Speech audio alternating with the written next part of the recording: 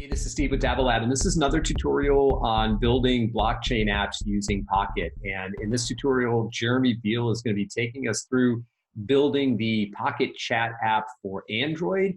And so we're going to be using the Pocket SDK, and the backend for this app is going to use the Ethereum network. And so Jeremy's going to be taking us through that. The prerequisites for this tutorial, pretty straightforward. All you really need is an understanding of using Android Studio. So if you've got some experience building Android apps, that will be super helpful.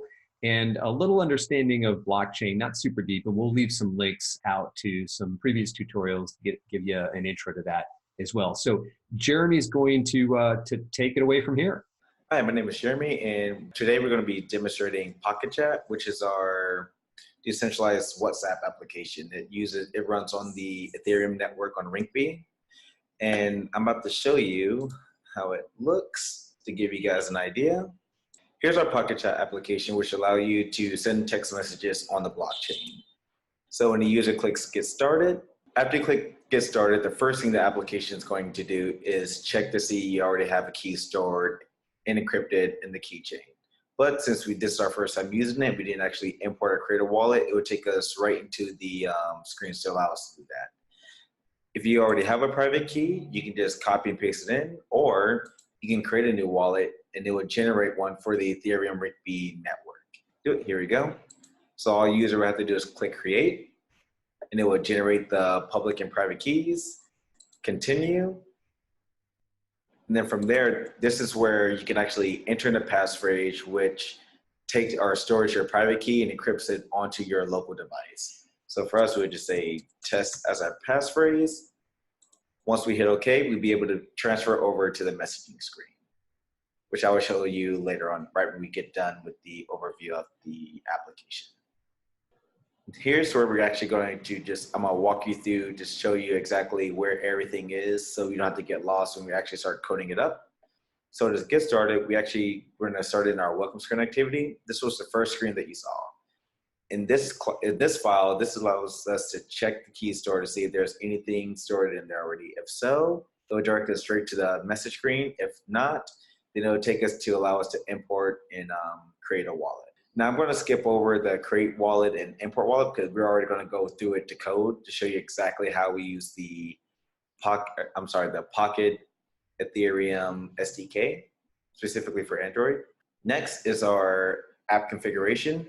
In this file, we're in our app configuration. This is what stores our contract address and our contract API.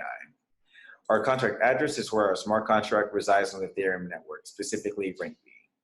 Our contract API is a JSON representation of our smart contract interface. So we have some functions that are constants and some are not.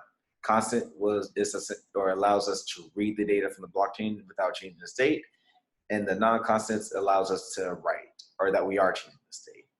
So next is our smart contract file that we created, and this allows us to actually initiate our smart contract instance, as well as create a function to execute it or send a message to the smart contract. So with that being said, we're just going to dive straight on in with the coding. All right, now that we already said that, I'm actually going to go into the setup and how we actually get the files and actually integrate the Pocket Android SDK into our application. In the project Gradle file, we're actually going to implement grab the binary for Pocket Android as well as Jetpack. Next, we're going to go into our application Gradle and see exactly what you need to download and implement to get your project ready to go.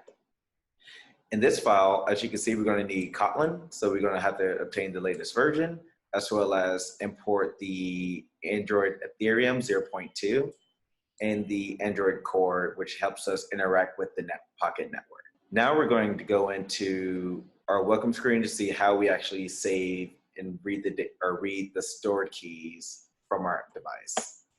The first thing we want to do is actually import our wallets class, which is right here. We're going to call it for wallets, as well as we're going to have to define the context. Next, as I said before, we want to check to see whether or not someone has a safe key. So what we're going to have to do is we're going to have to obtain all the encrypted keys and display it as a list, which is what we've done right here. So we created a wallets record keys called wallets, champions, and get wallets record key. This checks the key store and then returns back the value. If there is a key stored, then it's going to return a dialog box that tells you to enter in your passphrase. And then from there, we can actually go to retrieve the wallet if the passphrase matches up with what's encrypted and stored. So now after the user types in the passphrase and retrieves the address, now we actually want to get that wallet data. Now we do so by calling the wallets class again, but using the retrieve function. So we're going to call wallets companion retrieve, which takes in a few parameters that we have to define. The network, which is Ethereum, net ID, address, passphrase, app context, as well as an error handler. Next, I'm going to show you how to import and create a wallet.